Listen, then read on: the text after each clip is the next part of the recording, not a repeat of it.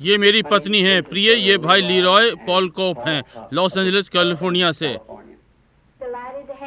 भाई कोप, हमारे घर में आपका स्वागत है। भाई ब्रैनम, आपकी लॉस एंजलिस की कैलवरी टेम्पल की 2 महान सभाओं में हमने देखा कि प्रभु यीशु मसीह ने आपके साथ विशेष ढंग से कार्य किया, शानदार वरदानों के साथ मनुष्य के हृदय के विचारों को परखना और उनकी बीमारियां और चंगाई और चमत्कार। हमने सोचा ये आश्चर्यजनक है। हम आपके वरदान के विषय में अधिक सुनना चाहते हैं भाई ब्रैनम। बहुत अच्छा भाई कॉप, हम आरंभ में चलें। मैं पूर्वी केंटकी के लट्ठे के छोटे से कमरे में जन्मा, जो कि बेर्क्सविले केंटकी के पास है।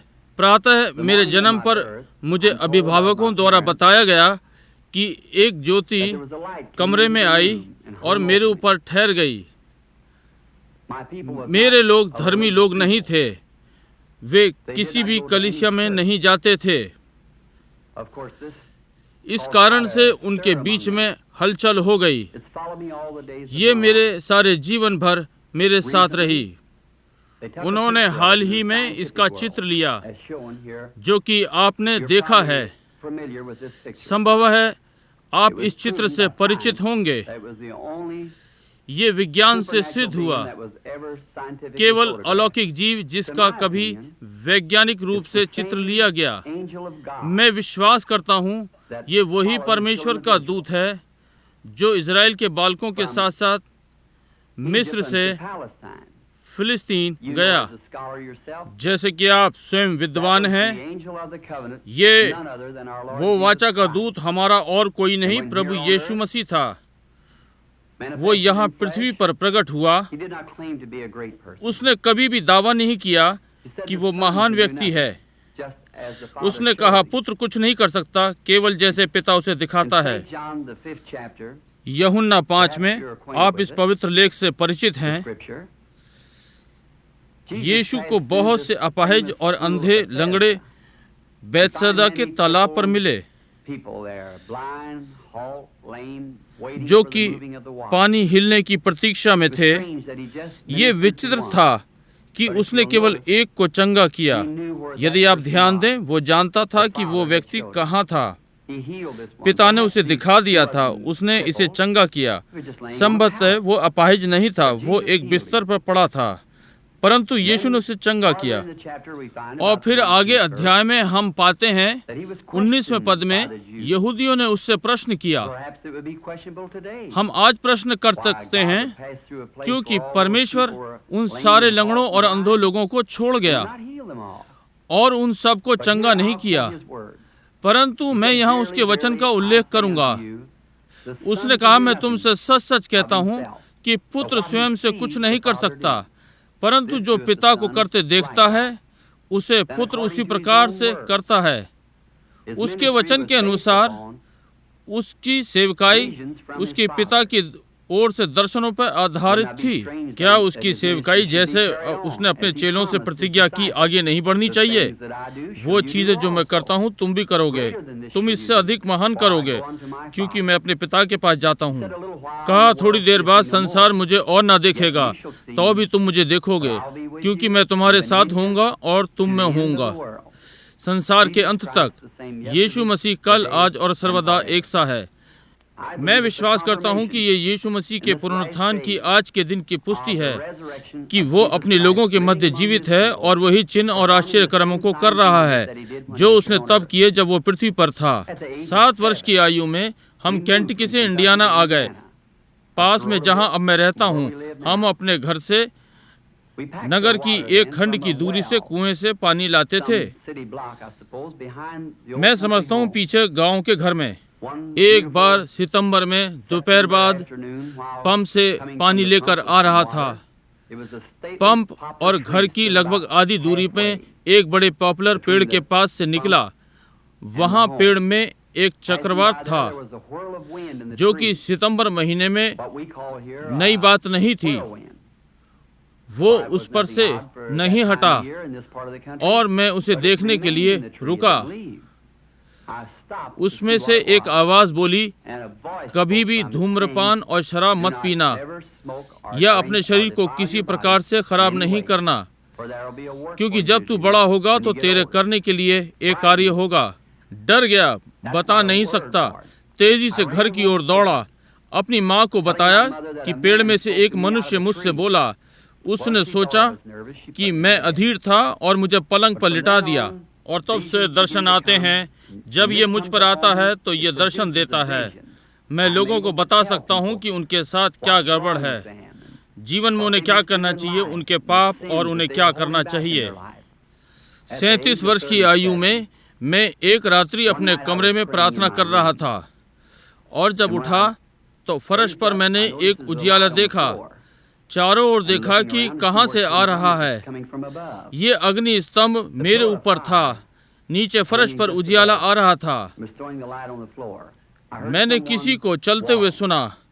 मैंने देखा एक मनुष्य लगभग 200 पाउंड का कमरे में इस उजियाले के द्वारा आया। उसके कंधे तक काले बाल थे, गेहूं रंग, और वो नंगे पैर था। वास्तव में मैं डर गया।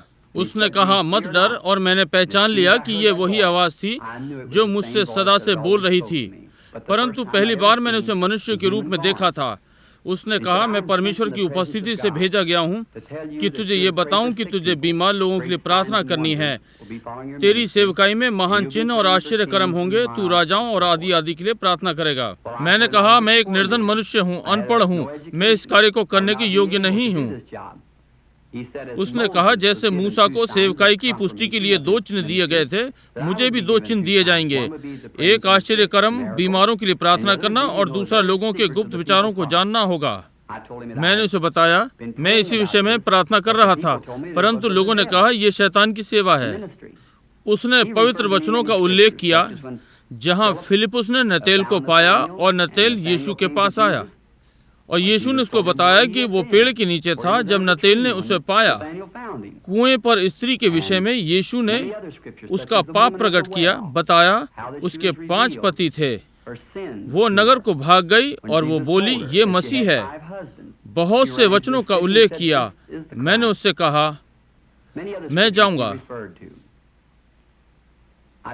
उसने मुझे आश्वासन दिया वो सदा मेरे साथ रहेगा। भाई कोप, आप संसार जानता है कि सेवकाई में महान चीजें घटित हो रही हैं। हम सोच रहे थे यदि मैं दर्शनों को लंबे समय तक स्मरण रख सकूंगा। कुछ समय पहले मुझे एक मिला। 4 वर्ष पहले एक छोटे लड़के का था जो कार से टकराकर सड़क की एक ओर मरा पड़ा था और मरा हुआ था, जीवित किया गया। मैंने इस भविष्यवाणी के विषय में संयुक्त राज्य और कनाडा में सबको बताया था, और उन्होंने इसे अपनी बाइबलों में लिखा था कि यह घटित होगा। एक दिन जबकि हमारा अभियान स्कैंडिनेवियन देशों में था, हम कोपियो से फिनलैंड में आए, नीचे की ओर। वहाँ लोगों का झुंड सड़क की एक ओर इकट्ठा था, वहाँ मंडरा रहे थे। हम देखने पहुंचे। वहाँ वो छोटा लड़का था, ठीक वैसे ही जैसे मुझे दिखाया गया था। मैंने भाई मूर से कहा, अपनी बाइबल में देखो और देखो कहीं ये वो दृश्य तो नहीं। उन्होंने कहा, हाँ। मैंने घुटने टेके और प्रभु यीशु से उसके वचन को पुष्टि करने को कहा जो मुझे दर्शाया गया था घटित होगा। हमारे प्रभु के द्वारा वो लड़का फिर से जीवन में वापस लाया गया। आज वो जीवित है। भाई कॉप, ये थोड़ी सी चीजें हैं जो हमारा प्रभु यीशु आज की सेवकाई में कर रहा है, जो उसने मुझे दी हैं। मेरे नम्र विचार में ये उसके वचन की पुष्टि के लिए हैं। जो उसने प्रतिज्ञा की है वो इस दिन में होगा। आज हम उन्हें होते हुए देखते हैं। भाई कोप, इजराइल में अभियान के लिए मैं अपने प्रभु की सेवा इजराइल में करने के लिए आनंदित होऊंगा। मैं विश्वास करता हूं कि मेरी सेवका यहूदियों पर प्रभाव डालेगी, क्योंकि जैसा वचन कहता है, यहूदी चिन्ह खोजते हैं, यूनानी बुद्धि। हम विश्वास करते हैं बहुत से यहूदी और दूसरे वहां पवित्र देश में प्रभु यीशु मसीह पर विश्वास करने के लिए आएंगे, जब वे देखते हैं कि मसीही योएल नबी की भविष्यवाणी को पूरा कर रहे हैं।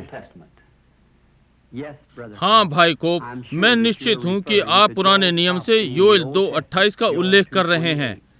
कैसे उसने भविष्यवाणी की है, अंतिम दिनों में वो अपना आत्मा सब प्राणियों पर उंडेलेगा।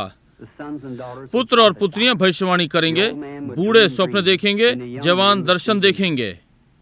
भाई ब्रनम, अभी के लिए हमें अलविदा कहना है। ये आनंद में रहा। परमेश्वर ने चाहा हम आपको आने वाले 2-1 दिन में शिकागो में फिर से मिलेंगे। सज्जनों, आज रात्रि आप लोगों को अपने घर में पाकर प्रसन्नता हुई। हम शिकागो की सभाओं में मिलने के लिए प्रार्थना करेंगे और परमेश्वर के अनुग्रह से मैं आपसे वहां मिलने की आशा करता हूं। क्या आप चाय लेंगे? धन्यवाद बहन ब्रनम, ये अच्छा रहेगा। धन्यवाद, धन्यवाद, धन्यवाद प्रिय।